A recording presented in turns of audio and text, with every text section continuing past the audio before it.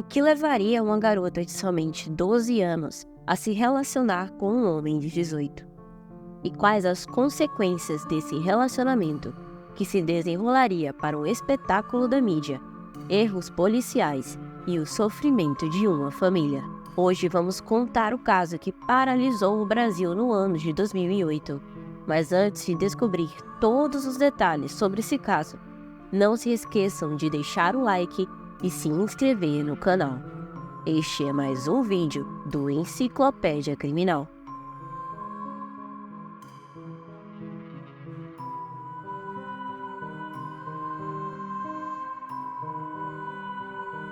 O namoro entre Eloá e Lindenberg teve início quando ela tinha apenas 12 anos e ele 18.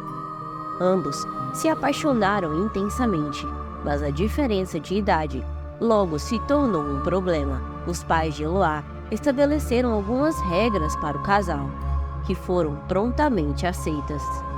Isso permitiu que o relacionamento continuasse e fez com que a família desenvolvesse um apreço pelo jovem Lindenberg.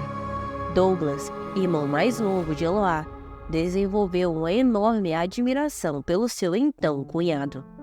No entanto, ao longo dos anos, o amor que unia o casal transformou-se em um relacionamento tumultuado, repleto de idas e vindas e crises de ciúmes, principalmente por parte de Lindenberg. Eloá sempre foi uma garota simpática, extrovertida e comunicativa, características que despertavam ciúmes em seu parceiro. Isso acabava sendo um dos principais motivos das brigas, que resultavam em términos frequentes.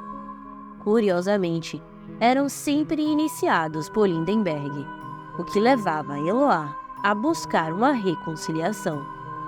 Após enfrentar um enorme desgaste emocional, Eloá finalmente admitiu para sua mãe estar insatisfeita com a situação.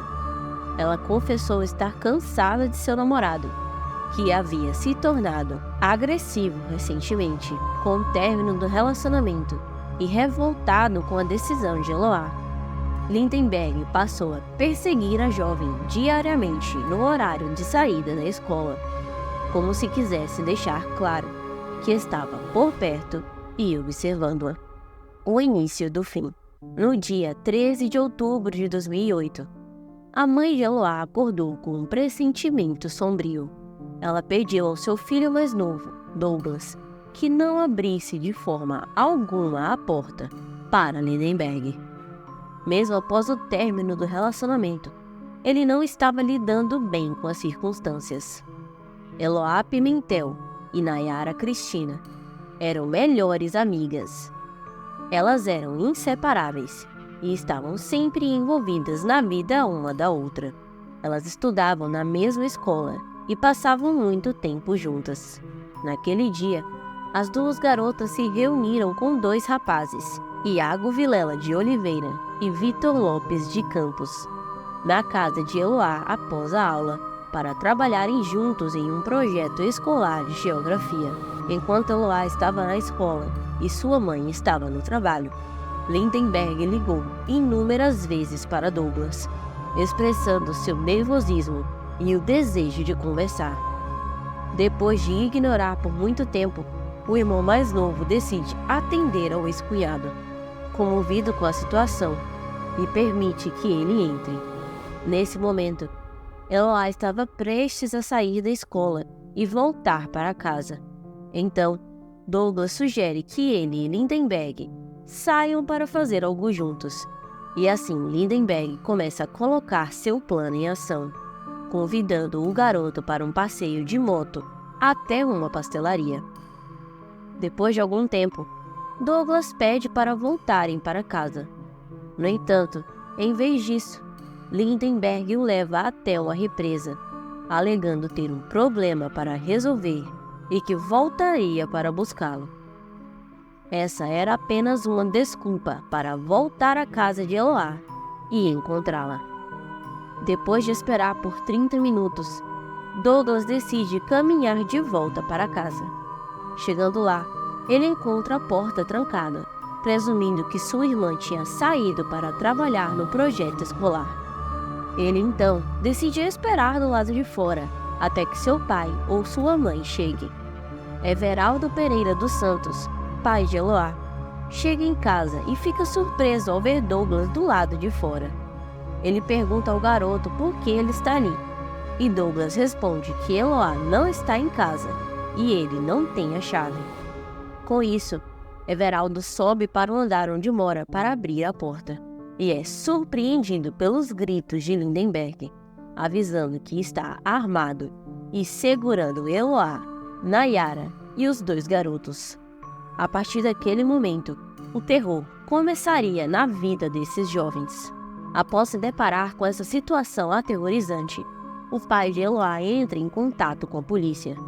O primeiro policial chega ao local e, ao tentar negociar com Lindenberg a libertação dos reféns, é recebido com tiros. Ele decide chamar reforços, e nesse momento, o sequestro já durava cerca de 7 horas. E além do reforço policial, a imprensa também comparece em massa. O espetáculo estava começando. No primeiro dia do sequestro, fomos surpreendidos por Lindenberg, que decidiu liberar os dois garotos. A imprensa começa a agir, abordando cada um deles em busca de detalhes sobre as primeiras horas e tudo o que estava acontecendo dentro do apartamento. Iago e Vitor relatam que, ao perceberem que Lindenberg estava armado e a situação era séria e fora de controle, obedeceram a todas as ordens impostas por ele, sendo até mesmo agredido em alguns momentos. Após a libertação dos garotos, o foco se volta para Eloá e Nayara. O sequestro já durava um tempo considerável e Lindenberg assume o papel de protagonista.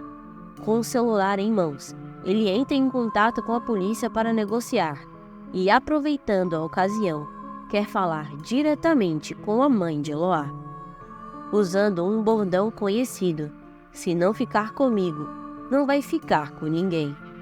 Ele confessa que não libertará sua filha e que ela só sairá de lá sem vida. Após várias horas de sequestro, a população que acompanha a cobertura do caso, juntamente com a mídia, começa a se questionar por que a polícia não invadiu o apartamento e tomou o controle da situação. A defesa alegou que, por se tratar de um caso envolvendo vítimas menores de idade e considerando que o infrator não possui antecedentes criminais e um histórico social relativamente positivo, a estratégia era conduzir a situação da maneira mais pacífica possível. A ideia era vencer Lindenberg pelo cansaço. Para isso, eles utilizaram táticas como cortar a energia do local e não fornecer comida, privando-os de alimentação.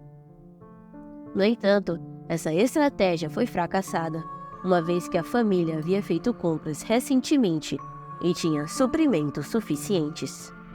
A imprensa fez plantão do lado de fora do prédio, onde o cárcere ocorria, transmitindo todos os detalhes em tempo real. A população ligava à TV e, independentemente da hora ou do canal escolhido, só se falava e se noticiava sobre o sequestro de Eloá. Os estabelecimentos da cidade acolhem seus clientes e todos ali ficam com os olhos fixos na TV, acompanhando todo aquele terror, como se estivessem esperando pelo grande final de uma novela emocionante.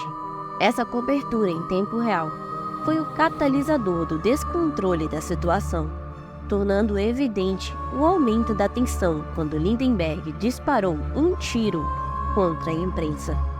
Horas depois, todos testemunharam a primeira aparição de Eloá e Nayara pela janela do apartamento. O ato durou apenas alguns segundos, mas tinha como objetivo principal mostrar que as jovens estavam bem. Em cada momento, Eloá fazia gestos positivos com as mãos e pedia calma a todos. Com a transmissão ao vivo do cativeiro e a presença de uma televisão no apartamento, Lindenberg podia acompanhar e se informar sobre cada passo e estratégia traçados pela polícia. Ele sempre estava um passo à frente e, por causa disso, ele conduziu o crime de forma autônoma e soberana. Após 50 horas de sequestro, o programa A Tarde é Sua, apresentado na época por Sônia Abraão na Rede TV, conseguiu fazer com que Lindenberg participasse de uma entrevista ao vivo de âmbito nacional. Enquanto o sequestro ainda estava em andamento e as jovens estavam sob o domínio do criminoso. Nesse momento, a apresentadora assumiu o papel de negociadora, tentando convencer Lindenberg a encerrar aquela situação. Ela afirmava que ele não era uma pessoa má, que nunca havia feito nada de ruim até então. Mesmo assim, insatisfeita e enfatizando a transmissão ao vivo, a apresentadora também conseguiu conversar com Eloá, que aparentava estar apreensiva e nervosa. Isso nos leva a questionar: se a polícia e o GAT, que recebem treinamento e se especializam em situações de negociação, não estavam obtendo sucesso, como uma apresentadora estava se colocando nessa posição? A cobertura do caso do sequestro das duas jovens transformou-se em um grande espetáculo pelas grandes emissoras de TV, cujo objetivo era sempre fornecer mais informações sobre a situação. Uma notícia inconclusiva dependia de um próximo desenvolvimento, o que mantinha os telespectadores sempre à espera do próximo capítulo. Assim, as emissoras conseguiram manter altos índices de audiência. Nesse momento, o direito à informação ultrapassou um direito ainda mais fundamental, o direito à vida. A própria polícia contribuiu para esse espetáculo. A estratégia de abordar o caso de forma pacífica deu a Lindenberg a sensação de que ele estava totalmente no controle da situação, chegando até a reconhecer que a polícia também era sua refém de suas inúmeras promessas de libertação das duas jovens, que nunca foram cumpridas. Uma das falhas apontadas na conduta da polícia foi a falta de um atirador de elite, pois a presença de um policial altamente treinado em situações especiais como aquela, somada às várias aparições de Lindenberg na janela, visivelmente vulnerável, teria criado um cenário propício para um disparo, retomando o controle por parte da polícia e, quem sabe, um desfecho diferente. O tempo de cativeiro já era suficiente quando a polícia, a mídia e a família foram surpreendidas com a libertação de Nayara Rodrigues da Silva, amiga de Eloá. No entanto, as surpresas não terminam aí.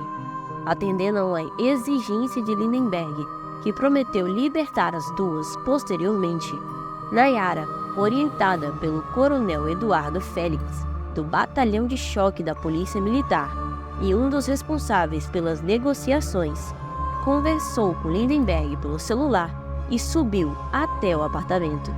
Ela foi surpreendida ao vê-lo abrir a porta com a arma apontada para a cabeça de Eloá. Lindenberg puxou Nayara para dentro do apartamento, levando a vítima de volta ao cativeiro.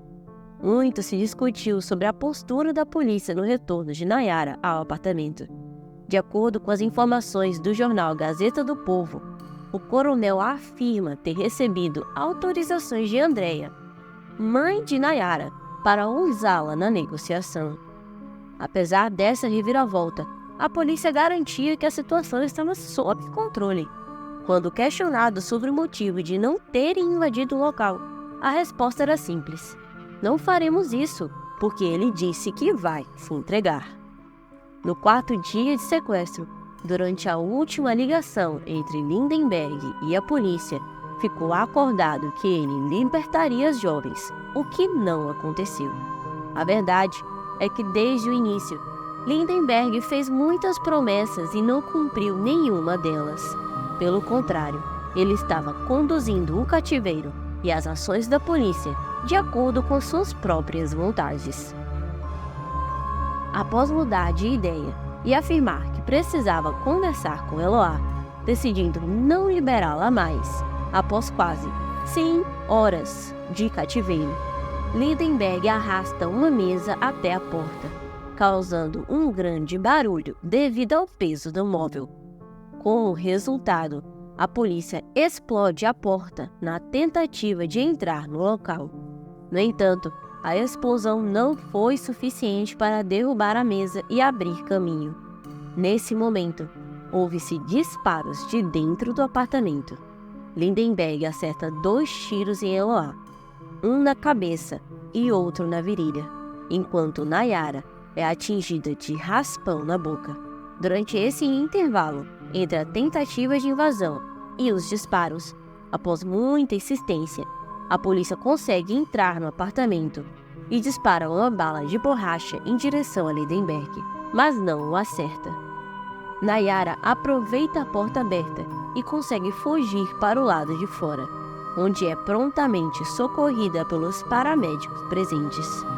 Poucos minutos depois, a polícia sai carregando um corpo em uma maca, o que inicialmente fez com que todos que acompanhavam o crime acreditassem que Lindenberg havia sido atingido. No entanto, foi um equívoco. Devido a inúmeros erros, despreparo e negligência, Eloá estava em estado gravíssimo e estava sendo levada às pressas para o hospital. Os policiais que estavam dentro do apartamento conseguiram imobilizar Lindenberg, que em nenhum momento demonstrou interesse em atirar para se defender. Isso mostra que desde o início o objetivo era tirar a vida de Eloá e que o momento em que ele entrou no apartamento foi o início do fim da vida da jovem. Os culpados. Os apartamentos vizinhos ao de Eloá abrigavam a imprensa, que estava lá não para se proteger, mas para obter uma visão privilegiada e registros exclusivos do desenrolar do crime. Além de informar, o objetivo naquele momento era conseguir uma reportagem exclusiva. Nas suas aparições nos canais de televisão, Lindenberg era constantemente instigado pelos repórteres e apresentadores a encerrar aquele episódio pacificamente, libertando Eloá e Nayara. Ele chegou a prometer à equipe do programa Hoje em Dia que soltaria as garotas com vida. A realidade é que naquela altura o cativeiro já durava quase 100 horas. Lindenberg foi o protagonista do começo ao fim. E infelizmente Eloá, que deveria ser o foco principal, acabou sendo apenas uma figurante. Segundo o psicanalista Jorge Forbes, o contato estabelecido entre a imprensa e Lindenberg transformou tudo em uma espécie de praça pública. Essa exposição generalizada alterou o diálogo, que deveria ser restrito. Com toda a publicidade ao redor, a polícia sentiu-se obrigada a aproveitar a situação. Afinal, como era possível que o sequestro já durasse quase 100 horas e a polícia ainda não tivesse feito nada? Coincidência ou não, a polícia decidiu agir no momento em que todos os programas de TV estavam com sua audiência elevada. Era a oportunidade de mostrar serviço para toda a comunidade brasileira e para os governos, expondo sua eficácia no caso e demonstrando que toda a estratégia desenvolvida levaria a um desfecho feliz. No entanto, não foi isso que aconteceu. A polícia relata ter invadido o apartamento após ouvir um disparo, mas Lindenberg e Nayara, em seus depoimentos, contradizem essa versão. Eles afirmam que o disparo da arma conduzida por Lindenberg ocorreu apenas após a invasão da polícia. Um erro a ser evitado para sempre. Eloá foi uma vítima de feminicídio. Ela sofreu agressões de várias formas, juntamente com Nayara. Houve violência psicológica, moral, social e sexual. Em depoimentos, muitas vezes ouvimos que Lindenberg beijava Eloá contra sua vontade, apenas para evitar que algo pior acontecesse. Após a confirmação da morte de Eloá e sua decisão da família de doar seus órgãos, ela foi retratada como uma heroína, já que 7 órgãos beneficiaram 5 pessoas. Foi um ato nobre da família tomar essa decisão em um momento tão difícil. No entanto, é importante lembrar que o desfecho ideal seria Eloá estar viva, defendendo-se e decidindo por conta própria se queria ou não uma reconciliação com Lindenberg. Ao contrário do que foi divulgado, o cárcere privado não foi motivado por amor. Muito pelo contrário, ele foi movido pelo sentimento de poder, onde o agressor acredita que sem ele, a mulher não tem valor. Esse era o sentimento de Lindenberg, tirar a autonomia de Eloá. Esse era o seu objetivo principal, e ele conseguiu alcançá-lo com êxito. Na minha opinião, a mídia e a polícia foram sim corresponsáveis pela trajetória que o crime seguiu. A imprensa transmitiu o crime exclusivamente para o réu, de forma equivocada. A polícia foi totalmente manipulada pelas ações e pedidos de Lindenberg. O desfecho foi trágico. Lindenberg foi condenado a 90 anos de prisão, mas a sentença foi reduzida para 39 anos. Nayara foi entrevistada por várias emissoras, contando detalhes do que viveu e sofreu dentro daquele apartamento. Posteriormente, ela moveu uma ação judicial solicitando a condenação do Estado de São Paulo pelos danos morais causados. Em 2018, 10 anos após a tragédia, ela recebeu uma indenização no valor de R$150 mil. Um erro a ser evitado para sempre. Esse foi o caso de Eloá. Um caso que parou o Brasil. Se você gostou desse vídeo, não esqueça de deixar o seu like e se inscrever no canal. Esse foi o vídeo especial de 500 inscritos. Agradeço muito de coração a todos que vêm apoiando o canal e acompanhando o nosso trabalho. Obrigada por assistir e até o próximo vídeo.